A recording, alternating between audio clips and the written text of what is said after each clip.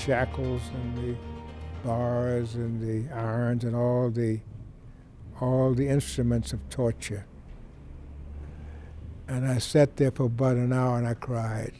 And here I am, about 300 years later, to design a building to house the embassy of the country that enslaved my people. An amazing man. He grew up right here in Cleveland, but his career took him around the world, including back to the places where his ancestors were enslaved. Yeah, I met architect Robert P. Madison a few weeks ago. His life is amazing, but you know it would be impossible to package his highlight reel in just 2 minutes. So here are the Cliff's Notes as we mark this Black History Month. I started practice in 1954. His narrative is sketched out of bold imagination. This was here, this was here, and this was here. History handcrafted by the author. In 3 years, I'll be 100. As with any story, there's a foe. And they said, oh, no, we don't hire colored people. But despite this, Robert P. Madison has carved out a legacy. About every African-American architect in the city of Cleveland, state of Ohio perhaps, has worked in my office. And in a world overshadowed by racism, here's his plot twist. I was the first African-American architect to be registered in the state of Ohio. And I was the first one to open an office of practice. Bob's practice became perfection.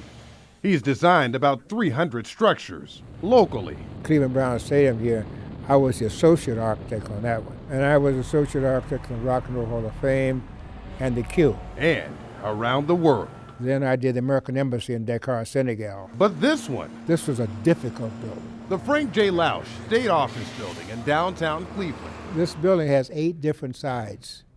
8. Is one of his favorites. Look, 1, 2, 3, 4, 5, 6, 7, 8 sides. Bob drafted it over a space 1, that, 2, like 3, America, 4. didn't have a supportive foundation for his goals. We had to build a platform over the railroad tracks before we could start even building the building. His ideas stretched to the sky. I've seen it all. I've seen it all from beginning to end. It's exactly how he drew it up. I told you he's amazing, Yeah. right?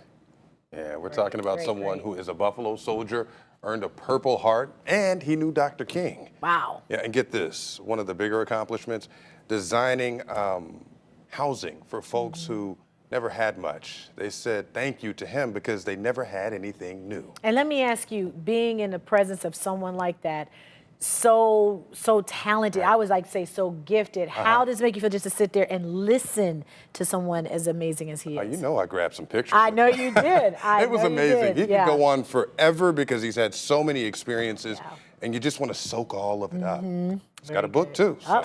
Hey, Cleveland's loaded with wonderful people, and he's definitely one of them.